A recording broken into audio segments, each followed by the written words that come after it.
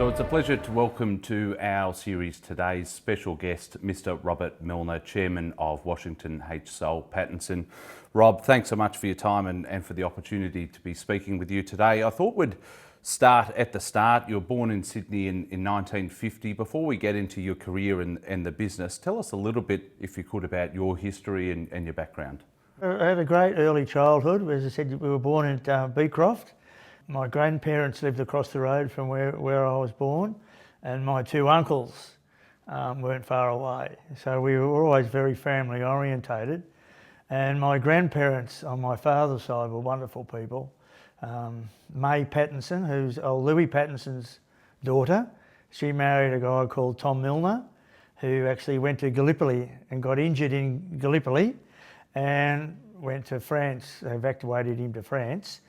And the thing that always amazed me in 1915, 1916, these wealthy young women who went over with the Red Cross, and that's how they met, in a hospital in France. So, and then they met up after the war, and he became a very successful man in his own right, and my grandmother was a wonderful lady. And Australia in the 1950s, when you were growing up, what was that like, and what were some of the formative experiences that you can recall? Well, we lived in Sydney till I was 8, and then for some reason the Millner family got excited and got into rural properties. We bought a Millner family property between Cowra and Blaney in 1957, and then my uncle, youngest uncle, he bought a place at Blaney, and then my father followed him to Cowra a couple of years later. So in 1959 we moved out to Cowra. And at that time you enroll at Newington College, the boarding school, at age just 8 years of old. If I recall correctly, tell me a little bit about your experiences at boarding school, particularly given you were so young. Yeah, well, I actually started as a weekly boarder before we moved to Cowra, and I became a full-time boarder, as you said, in fourth class. A wonderful experience. I think one thing it really taught me, probably not in the prep school, but once I got into the senior school, was respect. In those days, the senior boys virtually ran the discipline in the college, and you learned to respect people. And I think it was a great lesson, something we probably don't get as much of today with the younger ones, but you learnt respect, and I had a wonderful time at school. And what were you like as a student? I read that you were quite good at sport, but what were you like at sport and then academia? I must admit I wasn't a great scholar. I didn't like maths and I didn't like English, and I loved sport. You know, I played GPS, represented GPS in the cricket for first and seconds, and I played rugby in the first at Newington for a few years, and I was always coaching junior kids. And in my last year, I think we lost a groundsman, and I ended up being an assistant groundsman. I used to get up at 6 o'clock in the morning and help water and do things. I wasn't a great scholar, but I had a wonderful, wonderful time at school. I'd go back again. So you graduated in 1968 from Newington and decided that rather than to pursue further education at a university, that you wanted to align yourself with a career or an early career in the financial markets, and you worked for a stockbroker for 2 years. Tell us a little bit about your interest in finance and then why you wanted to get involved in the stock market. Well, the Millner family, we used to go to Canberra every year for a family meeting. In those days it was Coopers and Lybrand, which is now obviously Price Waterhouse Coopers. So we used to go down there in early December every year, and the whole family came, my grandparents, and we'd sit in, and I became quite interested in those days because it was predominantly, the family were predominantly equities.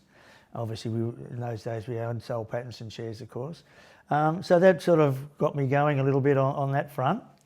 And I thoroughly enjoyed my couple of years working in Sydney. It was the mining boom, and it was chaotic. It was all manual process in those days. What they used to call the chalkies, the guys that used to write up on the blackboard. Each broker had a number, and the stock exchange used to shut for lunch. So half the people would go to the pub for an hour for lunch. But all very, very manual, and people were fixing the market and a lot of insider trading going on, particularly in the mining boom. The drillers were ringing up telling they'd found these magnificent resources, because that was in the era of the Tasmanics and Poseidon, and it was a fascinating period. And then I guess being at boarding school all those years, and in 1968 my father bought a new property, So that probably intrigued me a little bit to go back to the bush, and it was pretty tough in those days. There wasn't a lot of money around. Even the city people didn't have much money, but it was quite very poor times in agriculture. I can remember selling cattle for $25. When you consider now you can get the same sort of $2,500 to $3,000 for the same animal. So things were pretty tough, but we had a great life. I married a city girl and she came out there with me, so we started a family out there. It was a great time. And just to take us back to those 2 years as a stockbroker, were there any key lessons that you learnt during that time in terms of how to look at companies, how to evaluate companies?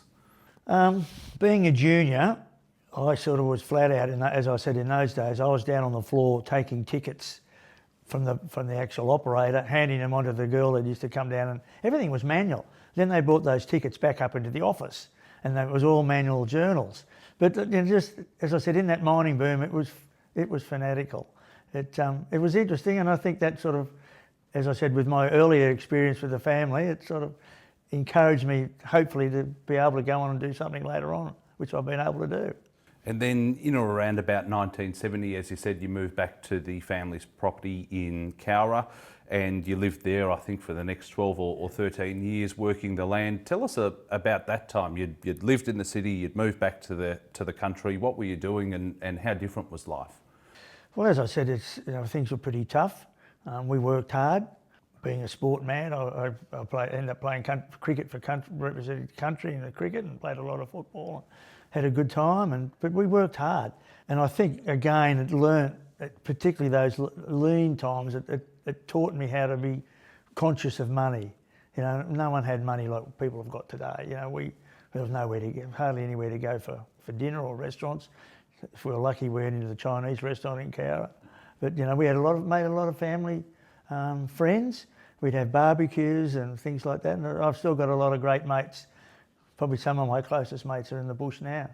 And what was life like on the land? Take us inside an ordinary day. I presume you'd get up early and you'd be on the land all day. What were you doing day to day? In those days, we mostly had a cattle farm on one place. I've since grown that. I've got some irrigation country and quite large holdings. But in those days, we had one property, my father and myself. We ran cattle. Obviously, we put a bit of fodder in for cattle feed in the winter. We made hay, and that was all manual, lifting little bales up top of the hay shed, so I was very fit. And my father worked like a navvy until his 60s. It was hard work. Let's now move into your executive career. You joined Washington H. Pattinson as a director in 1984, but before we get into that, tell us about the history of the business, because a lot of people won't know that it was listed on the stock exchange in 1903, Australia's second oldest listed company, and it has a history dating back even before then. So tell us about the history of the business, if you could. Well, a chap called Caleb Soul and his son Washington actually opened their first store in 1872. That building actually burnt down in 1886, and that's where we were up until 2 years ago, in that same building. And then Louis Pattinson came out from Australia in 1870 and had a look around, and went back 5 years later and got his wife. Imagine doing that in this day, leaving your wife alone for 5 years. And they came back, and he started up pharmacy as well. And Caleb Soul died, and Washington didn't have faith in his family, so he asked Louis would he take over the business. So they did that in 1902. They floated in 1902. I think there was 33,500 shares at £1 each. And Louis was very inventive man, very successful man, and he ran that business virtually single-handedly till through the two wars and the Depression. And he was, as I said, very, very successful man. Did a lot of good for the community. He actually donated the very first plane to the Royal Flying Doctor Service. So he was very generous and a successful man. And then his son, Fred, who did medicine, he then got involved in the business in the late 30s. And then Fred took over. Louis died in the 40s. And then Fred took over, and then Jim, who was chairman before me, my uncle, he came back. He was actually prisoner of war in Changi, and he came back after the war. And in those days, Souls were purely and simply a pharmaceutical company, and things were pretty tight apparently. sort of through to the 60s. And then Jim was very innovative with the pharmacy. We were the very first company to discount. We used to have baskets outside our shop because there was no Coles or Woolies in those days. It was all strip. And then Jim continued on, and then I joined the board in 1984. I took over as chairman in 1999. My son now, Tom, he's been on the board for about 12 years. So he's actually the fifth generation involved in the business. And what about exposure to the business? I presume that you had quite a lot of exposure even when you were living in Cowra to the business. As you said, you joined the board in 1984, but you weren't living in Sydney. You're still living in Cowra and travelling down. So were a lot of those early dinner conversations about business and about Washington H. Soul? Yeah. And that, as I said, in that period of time, I didn't touch on a few things that we'll talk about later. Obviously, the company had grown dramatically from that period of time, and interestingly, the reason I think that Soul's really took a different direction from pharmacy was Jim was invited to join the board of Australian Oil and Gas in the late 50s, early 60s, and there was a chap on the board there called Professor Eric Rudd, who was regarded as one of the top geologists in Australia. And they travelled to New Guinea, Fiji, all over Australia. And they put two and two together that mining boom I spoke about earlier was going to happen. So Soul's bought up thousands and thousands of shares. For example, in Western Mining, they paid $2.50. I think Western Mining got to $36 in the boom. Pico Wallsend, Cleveland Tin, all sorts of mining companies. And that gave Soul's that interest to get going again away from pharmacy, to give us that cash to be able to do other things. You mentioned Jim Millner AM there. What were some of the lessons that you learned from him in working so closely with him for so long? He was a wonderful man. As I said, a POW in Changi, so he was a tough bugger. He was tough, and he didn't suffer fools. Very straight, very direct, but when he said something, you listened. And he was very, very astute. He was probably regarded in his era as one of the best business people in Sydney. So you joined the board 1984, and if I recall correctly, one of the early deals that you did is for the Adaro mine in Indonesia. How did that come about? Well, we already had a operation called New Hope, which today is about a $5.5 billion company. In those days, it was a very small operation in Ipswich. We used to supply coal to Swanbank Power Station. And a guy called Frank Robertson, he was the one that bought that to Soul Pattinson. And over the next few years, his son became involved, a guy called Graham Robertson, and he actually went and lived in Indonesia for a while and married into the higher society in Indonesia. And while he was over there, got onto a couple of coal mines. The first one was one called Multi Harapan, and then the Adaro deposit came on board. And watching that develop, the very first time I went there on a helicopter, we couldn't find it in the jungle, and we sold it. It was doing 25 million tonnes of coal. We built a coal loader. It was a very, very exciting time, you know, to watch something build like that. And dealing with Indonesia at that time was difficult, because our contract was after 10 years that we had to have some Indonesian ownership. And one of the Asian meltdowns at the time, two of our partners went broke because they were all high flyers, of course, using money that wasn't theirs. So we fortunately found another partner, and then when things picked up, someone offered us big money, and we were more than happy to exit. But it was a fascinating experience. I want to ask you more generally about business conditions and the business environment in the late 1980s. A lot of the entrepreneurs that are now bust, but were very prominent back then. How did you navigate that environment as a business? Well, it's interesting you asked me that, because, and we probably will come to this later, but Soul Pattinson had a cross-shareholding with Brickworks, which is still in place today. The Dawes family, when some of those high flyers were around, John Elliott, as you mentioned, Sir Ron Brearley, Robert Holmes Accord, etc., etc., he was very concerned that someone was going to take him out. And he bumped into Jim and they become quite matey, and they both put two and two together. If they put the two businesses together with the cross shareholdings, that would be a safer bet than someone coming in to take them over at a cheap price. So that was very interesting, and I'd only been in chairman for about 6 months, and I got a phone call from Sir Ron Brearley to say that Brickworks was going to take over Soul Pattinson. I sort of nearly fell off the chair. And luckily we had a guy called David Fairfield on the board who'd been an ex-merchant banker with Climate Benson, and he said, I think I've just got the ideal man that can help us on this. And it was a guy called Jeff Hill, and he'd done a lot of work for Sir Ron. So anyway, Sir Ron called the meeting. We had it in my office, and we sat there for a quarter of an hour, because if someone calls the meeting, you're the first one to speak. So I sat there like a scared rabbit for about a quarter of an hour waiting for someone to talk. And how did you not get caught up in the largesse of that period? Well, we're conservative.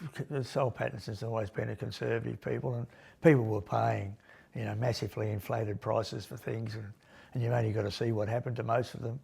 And we'll touch on the TV side of that later on. But most of those people were unsuccessful in what they did.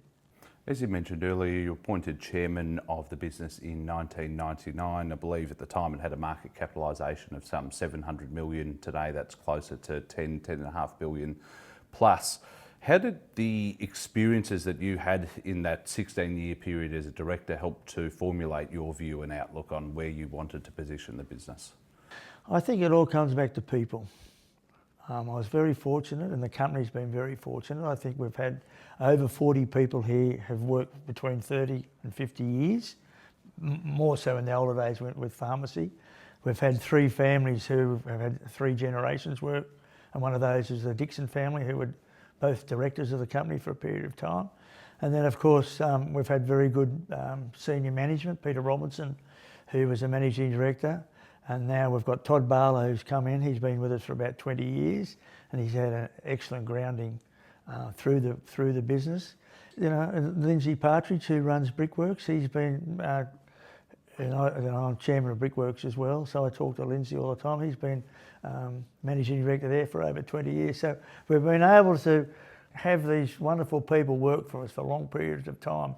And I think that's been our success, is choosing people, because as we were talking earlier, we haven't got anybody here to go out and fix a coal mine or a brick plant if it's not working. We back other people, and I think that's been our key to our success. We've explored your background in the early part of your career. I want to now delve deeper into the business and the business operations themselves. It's a unique business, as you know, in that it's got it seems to have a relatively sector agnostic approach to investments. You're in building materials, you're in telecommunications, you're in mining. Talk to us about the size and the scale of the business today. Well, most of the 3 businesses you mentioned, obviously pharmacy, which we exited last year. We sold our 20% to West Farmers last year. It was a bit of a sad day.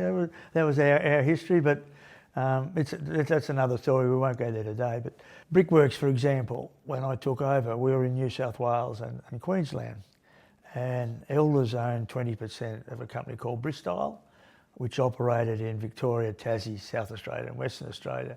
So that shareholding came on the market, so we bought that, and now we have a national exposure in Brickworks. New Hope, as I mentioned, started off as a very small operation, and now it's grown into a $5.5 billion company.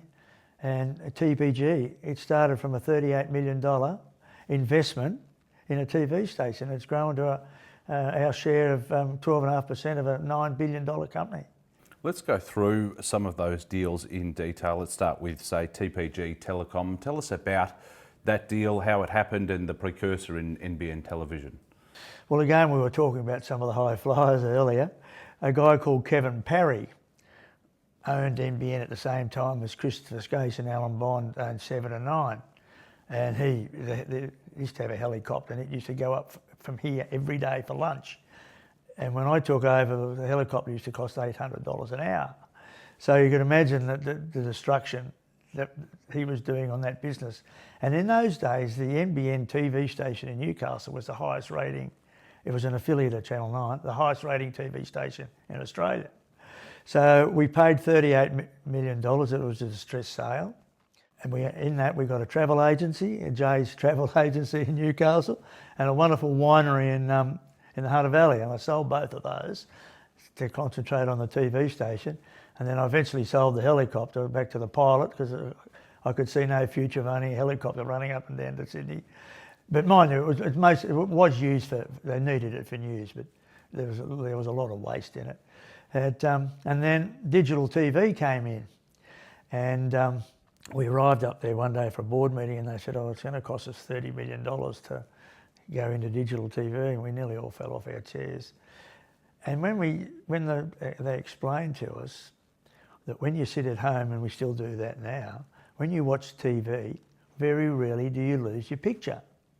So we owned all our transmitters and translators from Gosford to the Gold Coast and out to places like Tamworth and so on. And then with that, it was the start of the telco. Communico was putting a cable in from Melbourne through inland to Brisbane, and that cost them $250 million. So we started digital TV with it in leading into telecommunications. We built a link from Sydney to Brisbane for 30, and then did a deal with Wind Television and went from Brisbane to Cairns, and then Sydney to Melbourne with Wind Television. And as the business grew, we went out to Tamworth and places like that. So that's how, then we started, that was the start of a company called Pattinson Telecommunications, which we floated on the market. We did very well.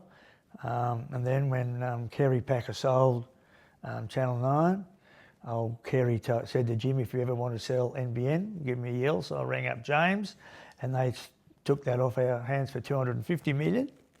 We sold SPT Telecommunications into TPG, and as I said, from the start of a $38 million investment, we've now got this holding in TPG, plus we made money along the way.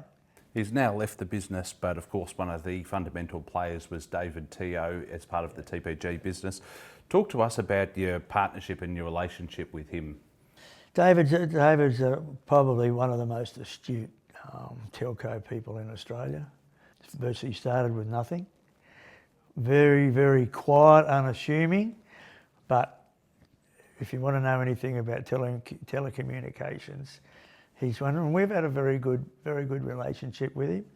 A chap called Michael Simmons, who was running SP Telecommunications in those days, spent a lot of time with David doing the DD before we did the joint ventures, and I ended up having a few dinners with David to get to know him, and we've had a good working relationship, and it certainly paid dividends. And the merger with Vodafone in 2018, how did that come about and how successful has that been?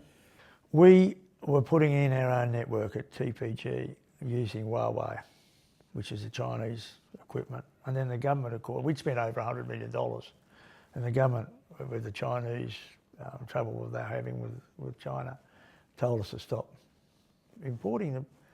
We'd spent $100 million. For some reason, I don't know why the government didn't say to us, "You go and buy all the equipment you need, bring it in, develop your network." So we realised that without a network, we weren't going to go anywhere. And Vodafone were always looking to do something. And then, of course, we ran into the ACCC, who knocked us back at the first time. And we've just been knocked back again with the ACCC. I want to ask you about the Australian corporate landscape, say over the past 2 decades in which you've been chairman of Washington H. Soul Pattinson. There's been strong economic growth, there's been the creation of new industries, the advancement of new technologies. What have been your observations from a domestic perspective as to how the landscape or how the environment has changed? Well, we all know we've seen massive change, the technology. And I've witnessed that through TPG and now TPG Vodafone. It's just everyone's become so dependent on pads, phones, computers, and in that time we've one of the things I learnt was with the Brickworks takeover. When it was all over, I said to David, maybe we should start up our own investment bank, which we did, and we got Jeff Hill to come on board. And then in that period of time, Todd is now our managing director, I mentioned him a while ago. He came on board, and we've still got a young bloke here, Brent Smith, who's been with us for that period of time as well. So that's given us the ability to really go in and do our due diligence on various businesses that we look at.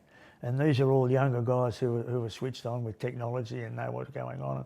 I think that's probably been one of the best things that's happened to us as far as technology and moving ahead with the times is when we started up Pitt Capital Partners, and that's obviously grown quite dramatically. And take us inside that business. It works out of the office here. It's a wholly owned subsidiary of Soul Pats, but does it actually work for external companies as well? Does it work with external suppliers to look at deals, or is that solely an in-house investment bank? When we started off, we were doing a bit of outside work, but as we'll talk about later, we've expanded our business dramatically, particularly in Todd's era. So we're in all sorts of different businesses now, which we'll obviously touch on later. But I think that's been a wonderful, wonderful idea, that having our own investment bank, purely and simply now working on things for ourselves. And obviously with our large investments, they work on our investments in TPG and Brickworks as well. Regarding new acquisitions, you previously said, my focus is simple. I ask one question: will the investments underpin a higher dividend to my shareholders in the future? What are the fundamentals that you and the team look at prior to deploying capital into a new business? Back again, people. And as you mentioned, it has to be cash generative. We're an investment company, so we need to pay our shareholders dividends, which we're the only company in Australia that has never stopped paying a dividend. Through the Depression years, the war years, the GFC, we've always been able to at least maintain, and recently we've continued to put our dividend up. So we have to have good cash generating businesses, and some of them go through cycles, but a business like New Hope, when things are good like they are at the moment, they generate a huge amount of free cash. I think New Hope's paid over the years well over $1.2 billion just in special dividends. Incredible. And the business has controlling stakes or major stakes in some of its portfolio companies and then minority stakes in others. Take us through the benefits of that approach. Where and how do you decide whether you want a controlling stake or majority stake in one business versus a minority in another? Well, a lot of it came about, obviously New Hope came about, we had 70% at one stage, and when we were developing Adaro, the banks wouldn't lend any money because coal was on the nose. I think we were getting $18 a tonne in those days. So we funded a lot of the development in Adaro. And Brickworks, again, with our large shareholding there, we've always had part of the deal they did was we had 2 directors on the board. And TPG, we've always had a director on the board. I was always on the API board, and we've got some of the young chaps now, educating them, and they now sit on some of our subsidiary boards, and we'll talk about that later in our private equity. They now sit on some of those boards as well, but it gives us good inside information into the companies, and it gives us a good feel. And when you own 15, 20, 25% of the company, you want to know what's going on. For over 120 years, the business has continually produced a dividend for shareholders, wearing all manner of economic and political and geopolitical storms. How has that been possible? Well, again, I think we've had very good people running businesses that have generated cash for us. And as I just mentioned, cash to me is the most important part of a business. Without cash, and this company, up until 2 years ago when interest rates virtually dropped to zero, we never had debt, which is a staggering amount. And we've always had cash, so if something happened, we could move quickly. We used to have an equity portfolio of about $500 million on our own, and that's obviously grown since we did the deal with Milton. But we've always had cash, and we can move quickly and make a decision without worrying whether the bank's going to lend us the money or not. One of the unique factors I think about this business, and clearly the market agrees, is that you've got this long-term, almost family-like vision to creating value even though it's a listed company and you'd think it would have more of a short-term emphasis on results. How have you been able to do that? You're a listed company, but you've got such a long-term vision. Well, again, I keep going back to these three major investments that's given us the base of where we are now. If you build a brick plant, Brickworks is actually building a brand new one at the moment, it's going to last 40 years. So you have to think long term. A coal mine, it's not going to run for 2 years, it's going to run for 10 or 15, 20 years. And the same as telecommunications, pharmacy, are all long-term businesses. So we've never here thought short-term. You've got to focus on peaks and troughs, and you've got to be able to ride those troughs out as well as take advantage of the peaks. Company valuations, we've seen fluctuations in them even as recently as the last 18 to 24 months, but particularly over the last 20 or 30 years. When you're assessing the value of a company, what do you look at? Again, you've got to have good people in it. Again, it's got to generate cash, and it's got to be a business. And I think this is one of the things that we often talk about at the moment in the boardroom. A business that you're looking at now, is it going to be around in 10 or 15 years? You invest hundreds of millions of dollars or more into a business, is it going to be a business? And we mentioned earlier the change in technology. Is that business going to be around? And I quite often say, not only to the guys in here, but the guys on the board, if we go down this track, would you put your own money into that business? And it's amazing sometimes that people come back and say, possibly not. So it's very easy to spend other people's money, but you've got to be conscious of your own money. And we're looking after shareholders' money. It's not my money or Todd's money, it's shareholders' money. So you've got to be ultra careful. Soul Patts is renowned for its lean approach and its lean business model. So as you said, little to no debt, low overheads. You're not interested in this sort of corporate largesse. Is that something that has always been instilled in the company over 100 or so years, and that you've been able to continue on, or is that something that you've implemented? No, it's something that's been there. For example, when the last coal mining boom was on about 10 or 12 years ago, we had $1 billion in cash because we sold an asset at that same time to BHP. And we had everybody knocking on the door here trying to get me to spend that $1 billion. But we waited, and we bought a mine from Rio and West Farmers, which is the second lowest cost producer in Australia. You have to make money in the lean times as well as the good times. So we've always been very cost conscious of that. We've never gone out and paid silly prices at the top of a boom. We've waited because we've been in a position to wait.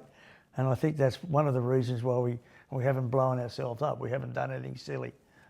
I think a good example of that, and I may have got the story a little bit muddled here, but you can correct it, was when you were looking to buy a stake in Australian pharmaceutical industries and you did a tour of the car park, and what you found surprised you. Tell us about that. Well, that was when Peter and I were first asked, Ron Rowland and John Matthews, who were the CEO and chairman. Well, for years, Fallings and Sigma and API had always wanted to get hold of our pharmacy business. We were by far the biggest operator in New South Wales. We had over 400 agents. We had our own manufacturing, our own warehouse, and we'd always been the innovative pharmaceutical company in Australia. And we went out there the first time and Peter said, "Oh my God, look at all the bloody cars in the car park." But when you sit down and look at it, in those days, the factory workers, everybody had to drive to work because it was a bit, where the old factory was a bit isolated. And your approach to counter-cyclical investment, you like picking up distressed assets as hard as that can be.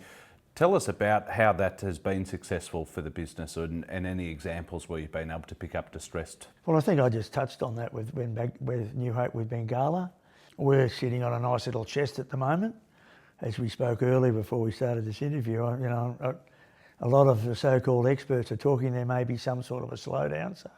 So we're in a good position where, as I mentioned before, we're always able to move quickly because we haven't got debt and we've got cash. One of the growth areas for the business is the private equity portfolio, valued I think between $700 and $800 million today. Where's the long-term focus for that? How big do you think that division of the business could be?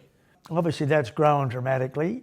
Todd and his younger team here, they're very proactive in growing the business. We've spent quite a bit of money into agriculture, into citrus, macadamians, kiwi fruit, and we've got some investments in Western Australia, some in the Riverina and some in Queensland. So we've spread our risk. We've got a lot of water. We've just got into swim schools. When you think about it, everybody in Australia needs to learn to swim, and it's a very fragmented business, mostly owned by mums and dads. So we're putting a few of these businesses together. So I think we'll end up in a few years with quite a decent scale there. We used to own 45% of a company called Amp Control. We've just taken that over in the last few years, and that's into this new energy as well as making underground coal mining equipment. So, you know, the guys here are very busy, and we are now doing quite a lot of structured debt.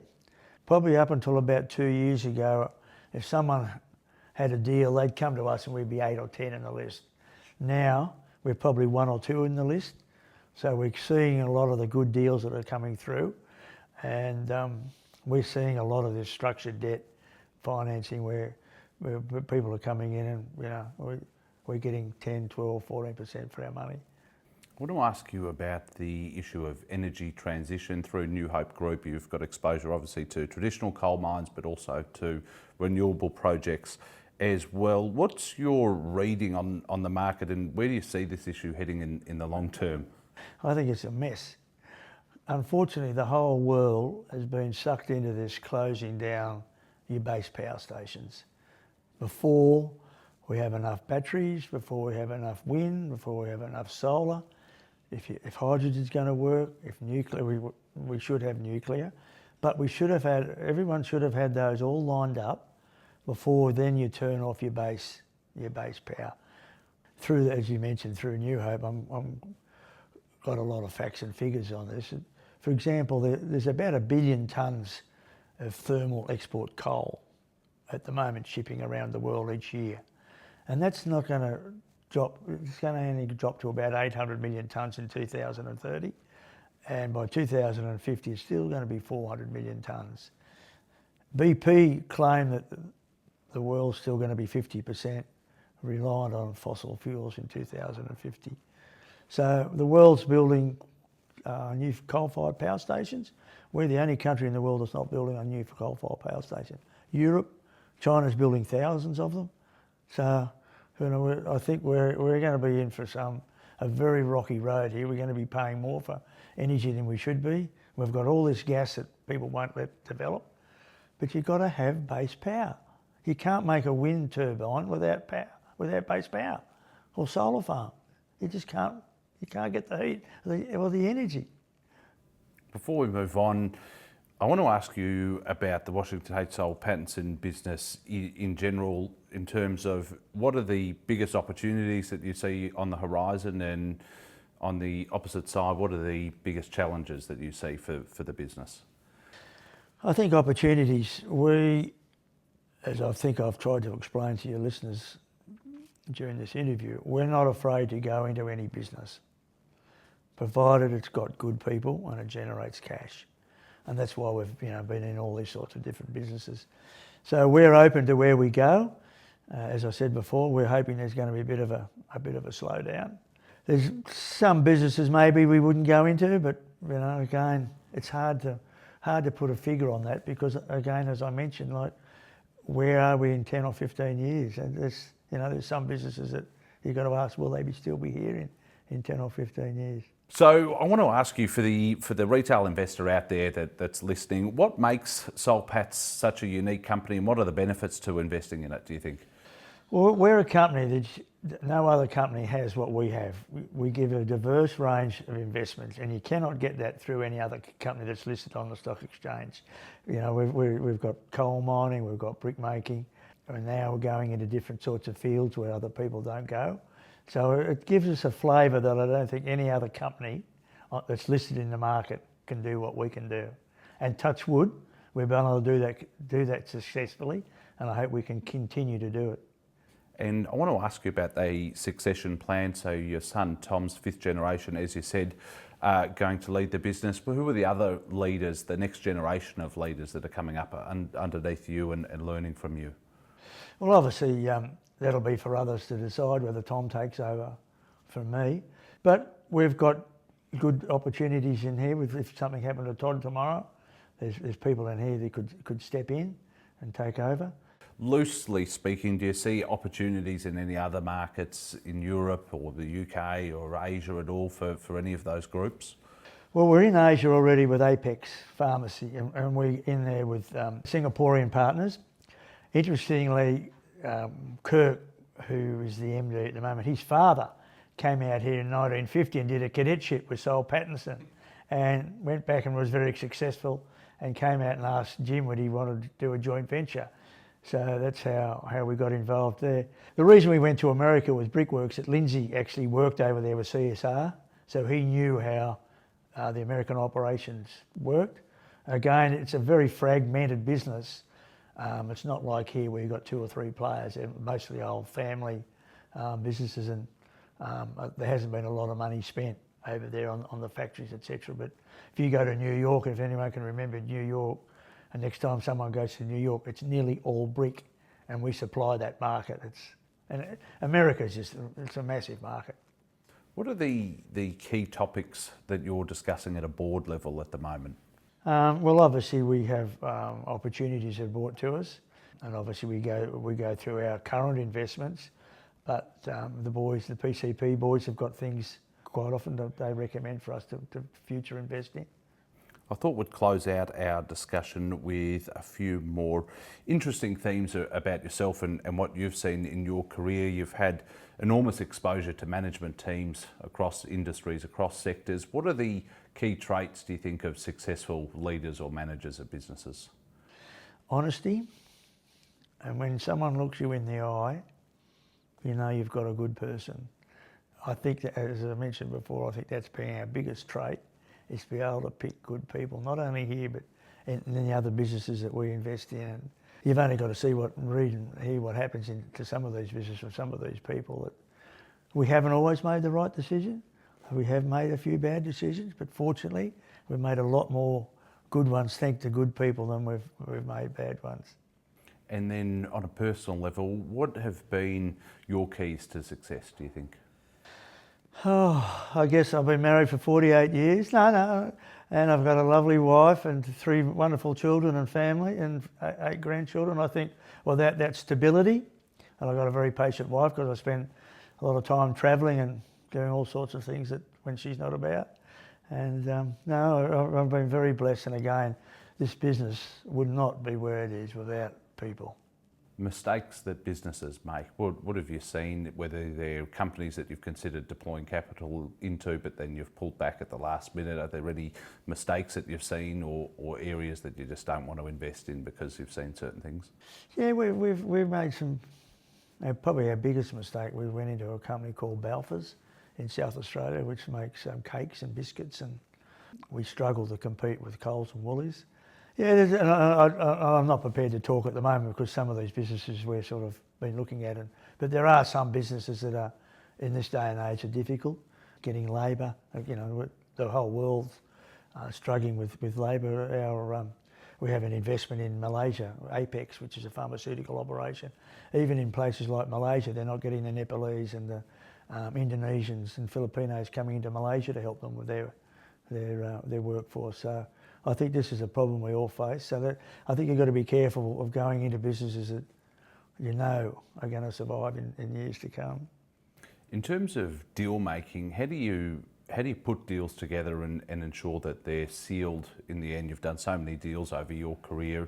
Are there any key fundamentals that are required to put deals together? Due diligence.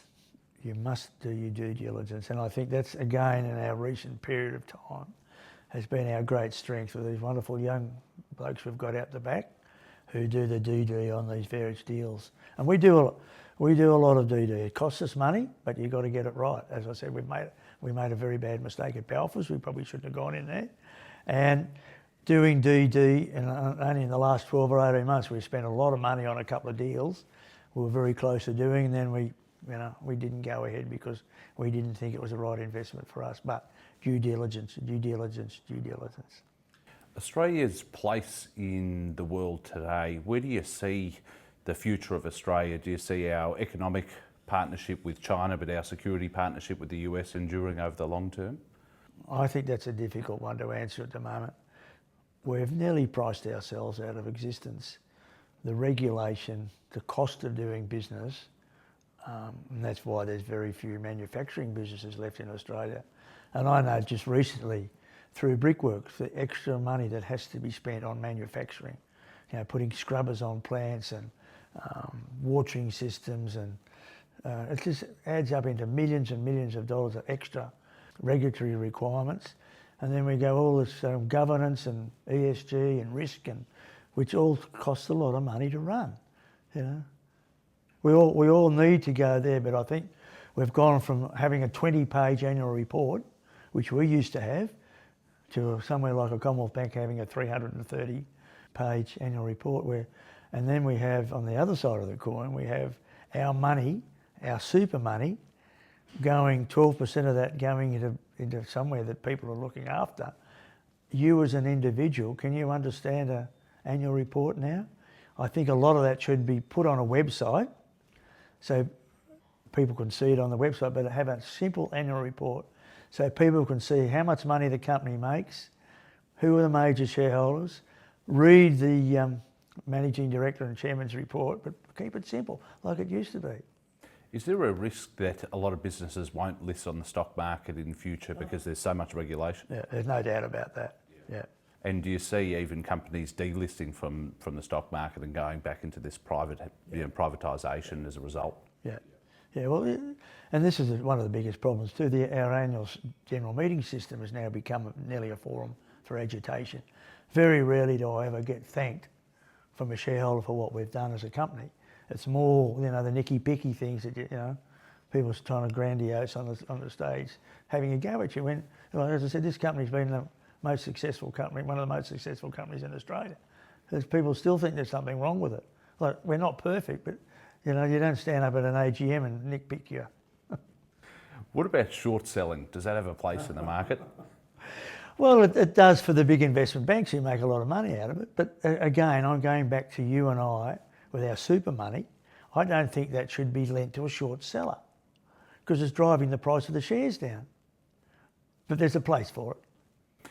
Finally, proudest achievements, and is there anything that you haven't achieved but still on the horizon that you want to? Obviously, being fourth generation's not easy. There's the old saying, the first two make it and the third blow it up. I'm fourth and Tom's fifth. We've grown this company, as you said, quite dramatically. Not all because of myself, but because of the good people we've had. But when I sit back and look at something like what we've done with Adaro, trying to find a stretch of coal in a jungle to making that into a 25 million tonne operation. I think it's doing 50 million tonnes at the moment. Building our own port and those sorts of things. Watching things being built. We're building a brand new brick factory at the moment. Just watching things being built, so you get your hands on something, and again, it wouldn't be done without people. Robert Millner, Chairman of Washington H. Pattinson, what a privilege it is to be able to speak to you this morning. Thanks so much for your time and for your insights. Thank you.